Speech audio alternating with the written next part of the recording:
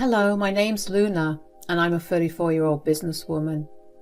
I want to tell you about my business career and my journey to become one of the biggest blooming entrepreneurs, along with the most defining event of this entire journey. First, let me introduce you to my husband, Derek, and my sister-in-law, Melanie. I met both of them in college. Both of them were in a few of my elective classes in my freshman year. Derek was my age and Melanie was 2 years older than me. Funnily enough, I didn't even realize until after Melanie graduated that the two of them were siblings. I just thought they were best friends for a really long time and coincidentally happened to have the same last names. After Melanie graduated, Derek and I began to hang out a lot together. That was the start of our relationship. I also don't know why I never saw Derek in a romantic manner, but I guess having Melanie around made me see him more as a friend than a romantic partner. Anyway, we began seeing each other romantically and Melanie was more than happy for us. After we graduated, we moved in together and we began to focus on our careers. Neither of us had the best luck with finding great paying jobs, but we managed to find jobs that allowed us to live sort of comfortably.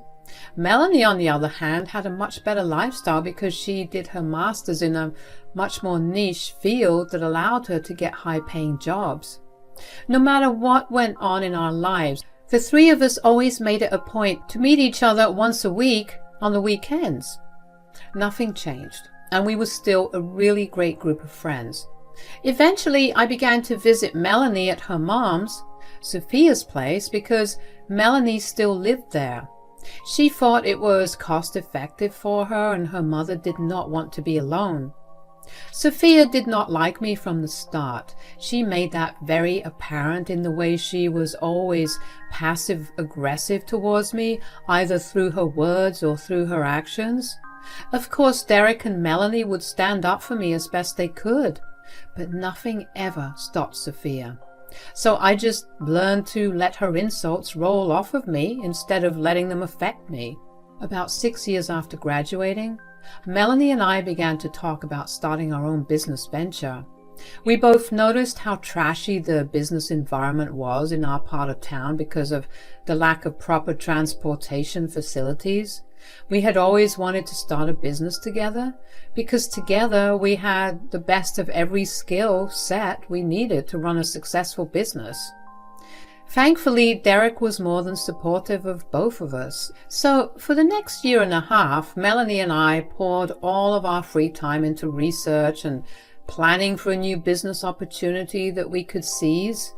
We made a lot of calls and made a lot of decisions, and finally, we had to take care of the financial aspect of it all.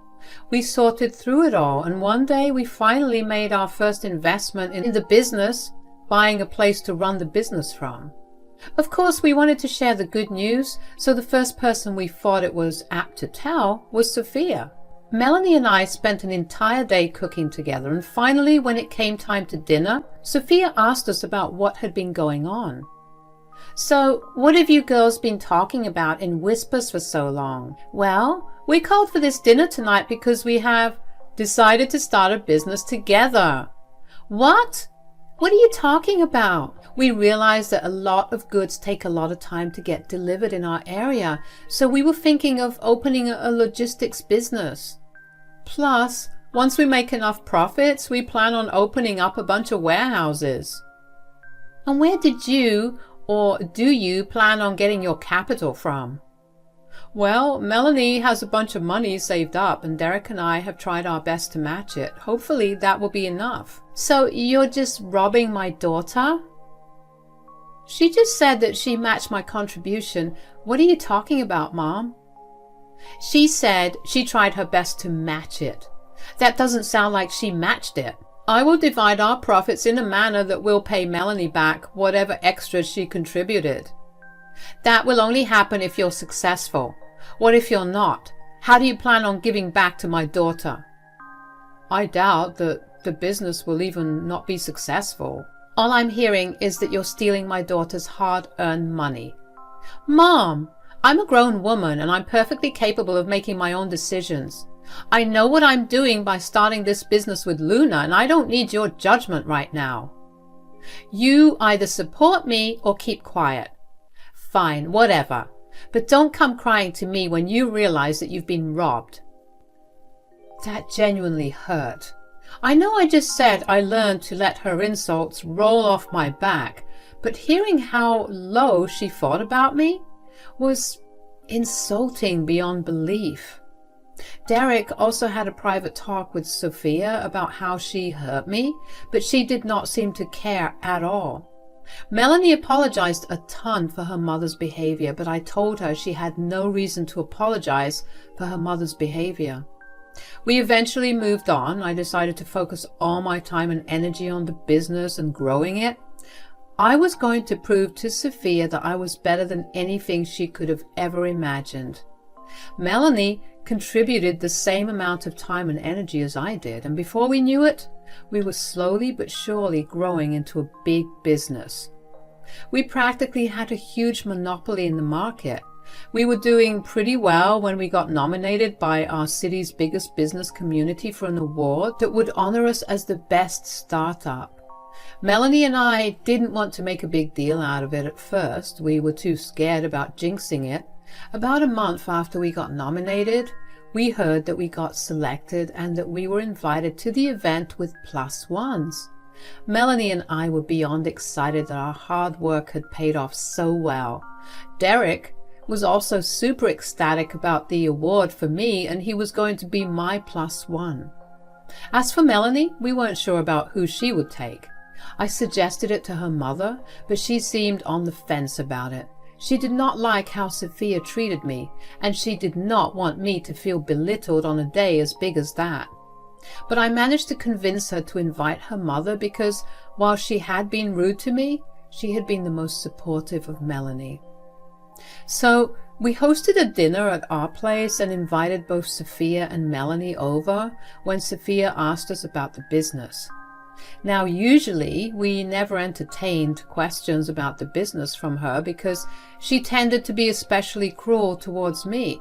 But that night, we counted on it so we could give her the good news. So, how's the business going, girls? Well, it's actually going... did I ask you to speak? Well, you kind of addressed both of us, so I thought... Well, you thought wrong. Anyway, sweetie, how's work? Mom, I don't appreciate the way you're treating Luna. She's my equal in this business, and you need to treat her with the respect she deserves. Sure, my bad. I was only trying to look out for you. I just don't want her to swoop in and steal what was yours to begin with. The business was not mine to begin with. We co-founded the company, and we're equal partners in this. You have to treat her right. She has nothing to steal from me. Look, I don't care about all that equality stuff. All I care about is your business running well so my daughter gets to reap the benefits. I can assure you that she's getting her fair share of everything. Anyways, as for the business, that has also been doing really well. Oh, really? Yeah, in fact, what is it? Just spit it out already. We got selected by the city's biggest business community for the best startup. We're going to receive an award. What? Oh my gosh, that's amazing. Oh, is this going to be a big event? The biggest? Yeah, we each get to bring +1s, and since Luna is taking Derek, I was thinking I could take you, because you know you've been my biggest supporter so far. Oh my God, yes, of course I'll come along. I want to see my beautiful daughter get recognized for all her hard work. Well, I'm not the only one who worked hard. Luna did the same amount of work as me, if not more. I'm sure you did way more than you're letting on. Anyways, what's the dress code? It's a black tie event, so feel free to dress as fancy as you can. Was I even talking to you? Can you just let me appreciate my daughter? Look, Mom, you either respect Luna or I will rescind my invitation to you. Fine. Good job, Luna, and I'm sorry for being so mean. Is that enough? That's a start for sure. Honestly, I was upset once again, and even though I knew that Sophia did not mean her apology in any way, At least she said the word sorry. I didn't think she was even capable of saying that word. So for her to say it, even if it was just for Melanie's sake, made me feel a bit better. The rest of that month was spent working and figuring out how we wanted to dress for the big event coming up. Finally, on the day of the event, all four of us showed up looking our absolute best. I was honestly really impressed at how we all pulled through. I greeted Melanie and she told me that she was going to go talk to some other people she knew at the event. So I next greeted Sophia. "Hi, Sophia. So glad you could make it." "Of course. Like I said before, I'm here for her." "As long as she's happy, I don't really mind." Don't try to be nice to me right now. I know deep down inside you hate me." "Why in the world would you think that?" "Are you being serious? I treat you like you aren't even worth a glance. How could you not hate me?" "I don't hate you, nor do I love you. I mean, you give me more than enough reason to not like you either. Just like you, I'm only looking out for Melanie's best." "You shouldn't even be getting this award." "Yes, I know that you think that I don't do nearly as much work as Melanie. You made that very clear last time." "I don't just think that. I know that you don't do that much work." "Look, everything we do, every decision that has been made, everything has been documented. We have a healthy business because everything's so transparent. That's literally one of the biggest reasons we're even getting this award. You can think what you want. It won't affect me in any way. You think you can get away with it, but trust me, I will show you your place." "What are you even talking about? Nothing you do is going to take away the fact that we're getting this award. I know about the hard work that I've put into this business. Even Melanie knows it, which is why she stayed with the business through the ups and downs." "Oh, cry me a river. Melanie is your best friend, which is why she will have your back no matter what. I'm her mother. I can see what she can't, and I can clearly see you exploiting her and taking credit for all the progress." "You know what? I don't think I want to ruin this beautiful day by staying any longer in this conversation with you. I'll see you later." Sophia really had a knack for ruining special days, and she knew just how to do it in the most painful way ever. I didn't understand what exactly she had against me when we both shared at least one common goal, wanting the best for Melanie. Instead of dwelling on my thoughts, though, I decided that I wanted to socialize. So for a good portion of the night, after I grabbed Derek's arm and we went around talking to anyone who we thought seemed interesting. Before the award show started, everyone was requested to be seated at their allotted tables. That meant that the four of us were sitting together. I usually would have had no problem with it, but after having heard Sophia's words to me, I wanted nothing to do with her. Regardless, I tried my best to be civil. About halfway through the award show, Melanie and I were approached and we were told to go backstage because we would be announced in 15 minutes. Melanie got up first and almost skipped over to the door that led backstage in her excitement.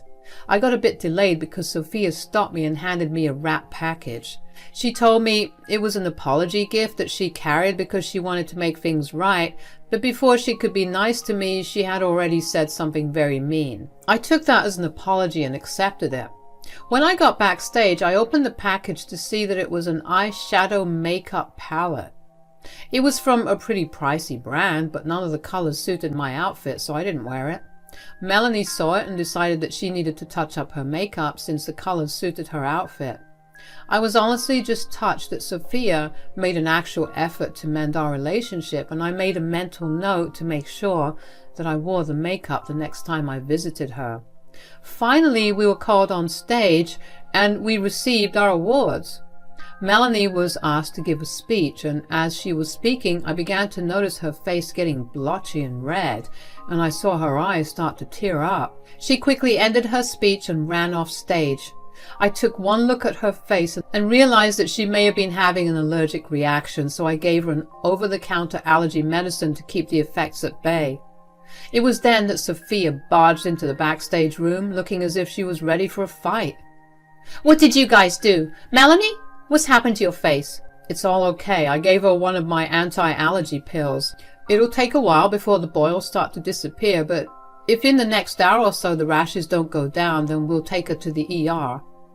I'm sure this is your fault. You knew what you were doing when you sabotaged my daughter. Excuse me? Why would she even sabotage me? She's jealous that she has to share her success with you, that's why. I'm confused. First, you think that I'm exploiting your daughter, and now you think I'm jealous of her? Does that really make any sense to you?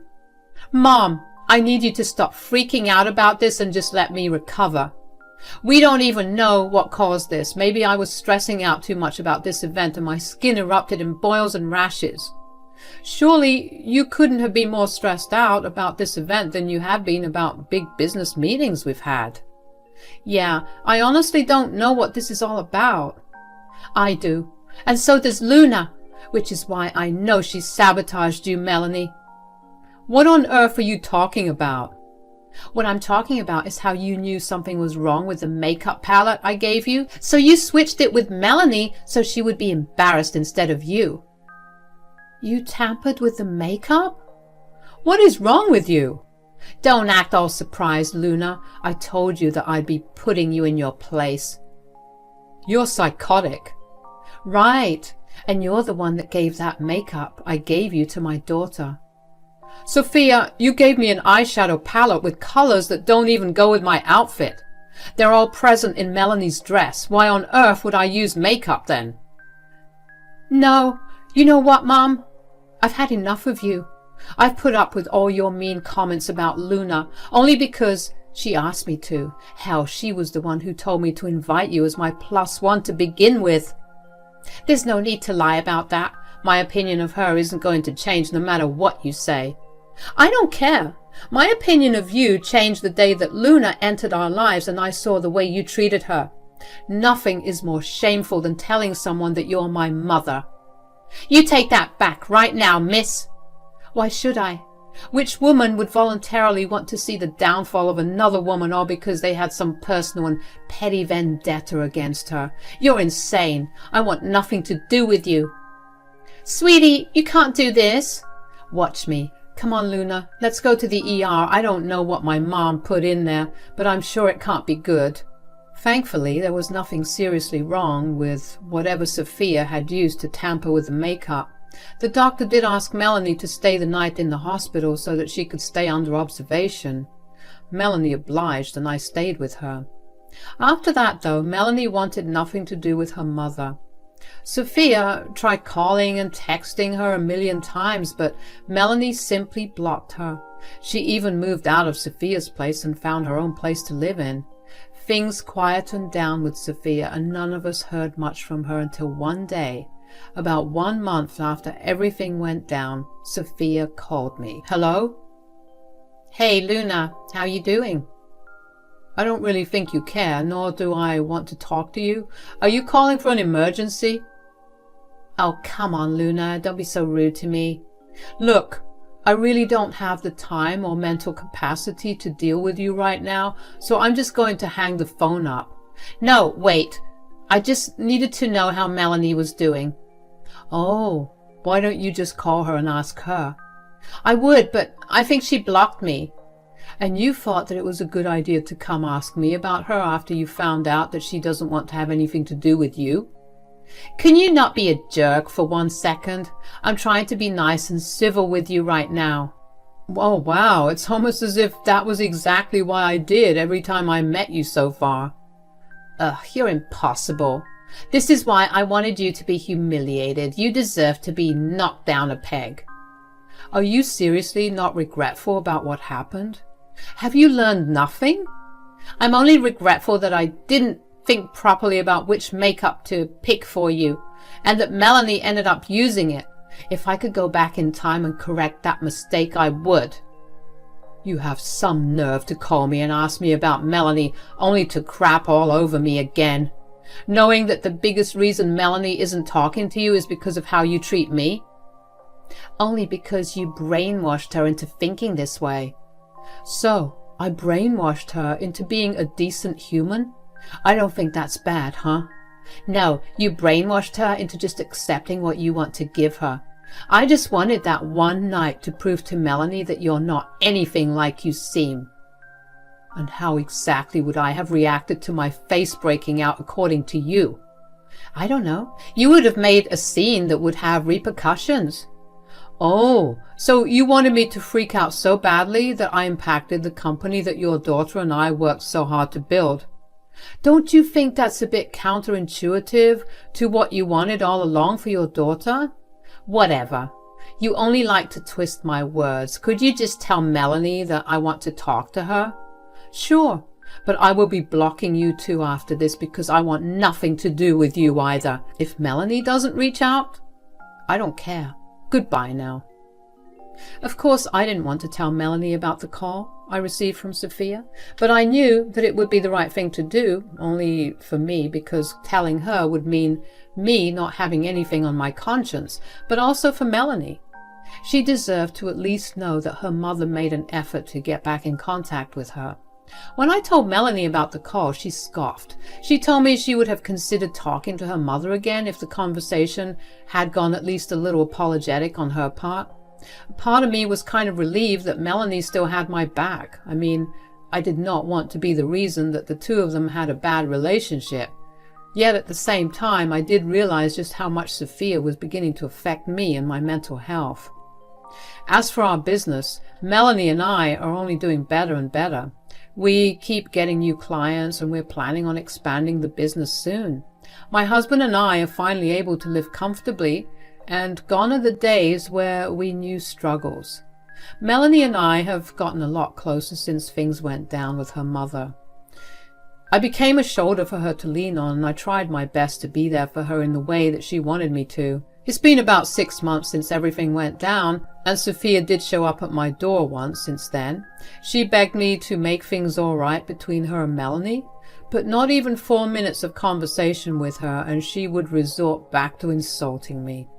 I told her to never contact us again, or we would file a restraining order against her. Funnily enough, she never actually approached Melanie in the way that she approached us. Anyway, I have no idea what has been going on with Sophia, but all I know is that we are all living happier and much freer lives without her. Things are finally looking good for us, and only those who are truly there to support us are kept near. Everyone else gets the boot. Thank you for listening to me.